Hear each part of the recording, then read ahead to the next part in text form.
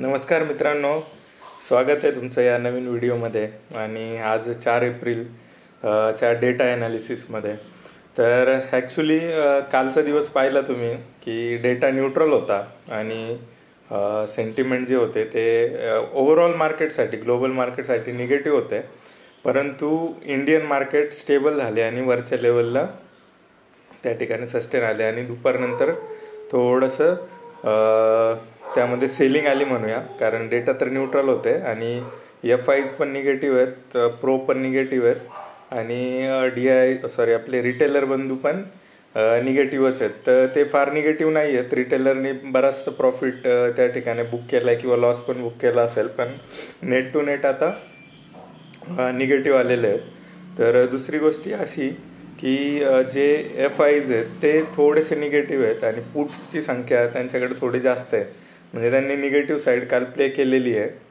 आणि prone 20,000 quantity minus आहे. तर डेटामध्ये फार मोठा काही चेंजेस किंवा फार मोठा एकदम डायरेक्शनल डीप अशी एकदम मोठी ताबडतोड सेलिंग असं तर काय दिसताना दिसत नाही आहे, पण ओव्हरऑल ट्रेंड थोडासा फ्लॅट टू निगेटिव्हच आहे. तर बघूया कसं होतं आहे. हे डायरेक्शनल मोठ्या याच्यासाठी आपल्याला प्ले करावं लागेल. ॲग्रेसिव्ह ट्रेडर त्या हिशोबाने ट्रेड करू शकता. इंट्राडेमध्ये जे पण मुवमेंट होईल त्या ट्रॅक कशा करायच्या ते तुम्हाला मी सांगितलेलं आहे. नसेल तर आपण पुढच्या सेशनमध्ये त्याच्यावर फार डिटेल्समध्ये हे बनवू. डेटामध्ये जे चेंजेस होतात ते ऑब्झर्व करा आणि त्यानुसार ट्रेडिंगचा प्लॅन बनवा. थोडंसं लाईट राहा. निगेटिव्ह टू फ्लॅट असं डायरेक्शन या ठिकाणी आहे. आणि जर काही मेजर असेल FIच्या मनात तर मोठी सेलिंग येऊ शकते, पण ते एकदम नाही येणार. एकदम का नाही येणार? कारण त्यांना जर डायरेक्शनल प्ले करायचं आहे, कारण डाऊ जोन्स आणि नॅसडॅक आणि ओव्हरऑल ग्लोबल मार्केट्स फार मेजर निगेटिव्ह आहेत. नॅसडॅक 6% डाऊन आहे, डाऊ ऑलमोस्ट 3.5% डाऊन आहे. तर जर मेजर डाऊनफॉल त्यांना पाहिजे तर तो असा सडन देणार नाहीत. ते रिटेलरला, इंडियन रिटेलरला पहिल्यांदा ते थोडेसे वरच्या लेवलला लटकावणार.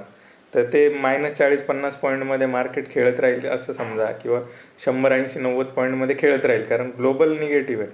आणि मोठी इंडियन बायर्सला असं वाटेल की मार्केट आता पॉझिटिव्ह होणार आहे. अशामध्ये आधी सेनेरिओ येत राहतील असं मला वाटतं.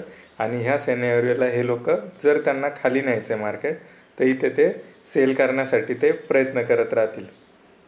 कारण काय आहे, मार्केट किती निगेटिव्ह असू द्या, काही असू द्या, हे एक प्रो प्लेअरची किंवा हे FIचा गेम आहे.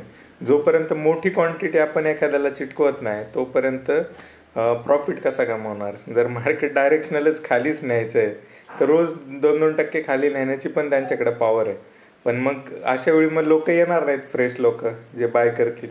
तर बाय करण्यासाठी पण कोणीतरी पाहिजे, आणि बाय करण्यासाठी आपले रिटेलर बंधूला थोडासा कॉन्फिडन्स देणं फार गरजेचं आहे जर मार्केट FIsला आणि प्रोजला खाली न्यायचं आहे तर वाईस वर्षा या गोष्टी चालू असतात. आणि आपल्याला हाच डेटा फार काम करतो की कशा पद्धतीने मोठ्या प्लेअरचं काय म्हणणं आहे. तर अजून आपण थोड्या डिटेल गोष्टी याच्यामध्ये ट्रॅक करणार आहे. स्टॉक स्पेसिफिक, की कुठल्या स्टॉकवर, कुठल्या सेक्टरवर ते सध्या बुलिश आहेत आणि कुठल्या सेक्टरवर ते निगेटिव्ह आहेत. आणि त्या हिशोबाने आपण अजून थोडंसं ब्रीफिंग करण्याचा आपण या ठिकाणी प्रयत्न करणार आहे. तर मित्रांनो, डायरेक्शन तुम्हाला लक्षात आली असावी आणि त्या हिशोबाने ट्रेडिंगचा प्लॅन ठेवा. ॲग्रेसिव्ह पोझिशन्स थोड्याशा टाळा.